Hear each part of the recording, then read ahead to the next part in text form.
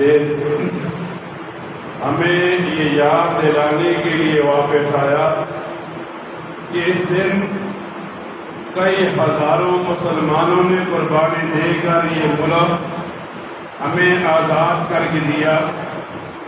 کتنی عورتوں نے اپنا سہاگ اجاڑا، کتنی نوجوان بچوں اور بچیوں کو قتل کر کے راستوں پر ڈال دیا گیا.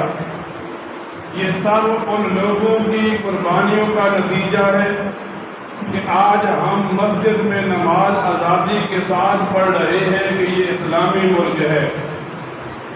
جب بھی یہ آزادی کا دن آتا ہے تو ہمیں اس بات کی طرف توجہ دلاتا ہے کہ یہ ملک آزاد کرنے والے کون تھے، کن لوگوں نے اس ملک کے لیے قربانیاں دی.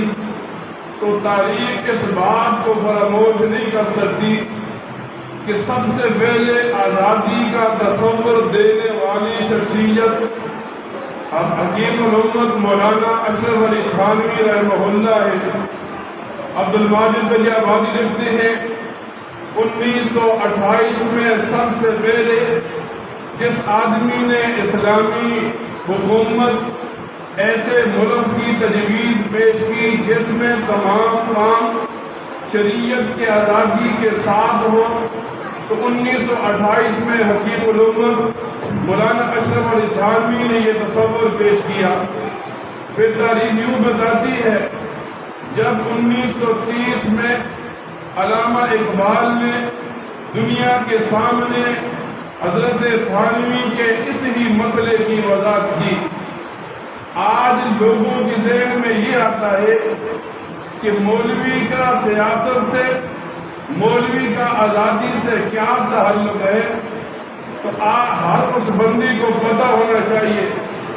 عبد الماجد بلی آبادی یوں لکھتے ہیں کہ حضرت مولانا شبیر احمد عثمانی، حضرت مولانا ظفر احمد عثمانی جب پاکستان آزاد ہوا تو قائد اعظم کے پاس گئے انہیں مبارکباد دینے کے لیے. تو قائد اعظم جیسا انسان بھی کہنے لگا مبارکباد کے مستحق تو آپ ہیں کہ آپ کے اکابر، آپ کی قربانیوں کی وجہ سے آج ایک اسلامی ریاست قائم ہوئی.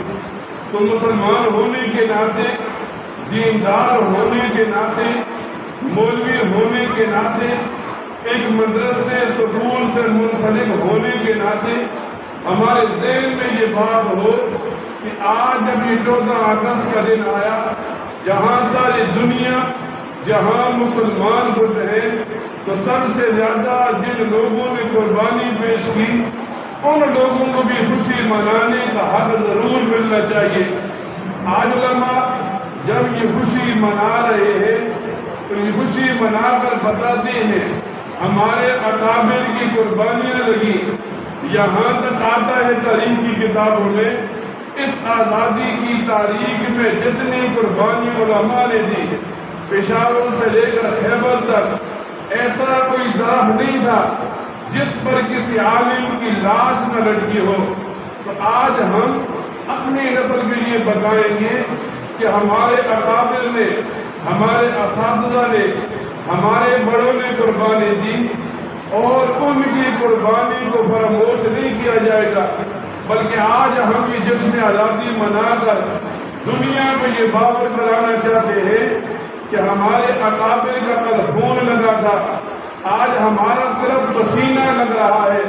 اور جو لوگ تانا دیتے ہیں مولوی کا سیاست سے کیا کام ہے، انہیں بتانا ہوگا یہ ملک آزاد کروانے والے، آزادی کا تصور دینے والے ہمارے اکابر علماء دیوبند تھے، جن کی کوششوں سے آج ایک اسلامی ریاست قائم ہے. اگر کسی کو غلط فہمی ہو تو جائے قادیانیوں سے پوچھے کہ ہمارے اکابر نے اس زمین پر کون سا قانون ایسا چھوڑا ہے کہ جس میں نبی علیہ السلام کے گستاخ آپ کی ختم نبوت کے منکر کے لیے کوئی راستہ ہو. یہ ہمارے ہی اکابر کا بنایا ہوا قانون ہے جس پر آج ہم چل رہے ہیں، اور آج کے دن ہم اپنے بڑوں کے ساتھ شانہ بشانہ کھڑے ہونے کے لیے ان کی روحوں کو ثواب پہنچانے کے لیے ہم یہ اچھائی کے کام کر رہے ہیں۔ اللہ تعالیٰ سے دعا ہے اللہ تعالیٰ ہمیں اس ملک کی زیادہ سے زیادہ قدر و قیمت جاننے کی توفیق عطا فرمائے اور زیادہ سے زیادہ اس ملک کے ساتھ ہمیں محبت کرنے کی توفیق عطا فرمائے۔ وآخر دعوانا ان الحمدللہ رب العالمین۔ دعا کر لیں، ان حضرات کی بھی دعا کریں جو اس آزادی کی تاریخ میں شامل تھے۔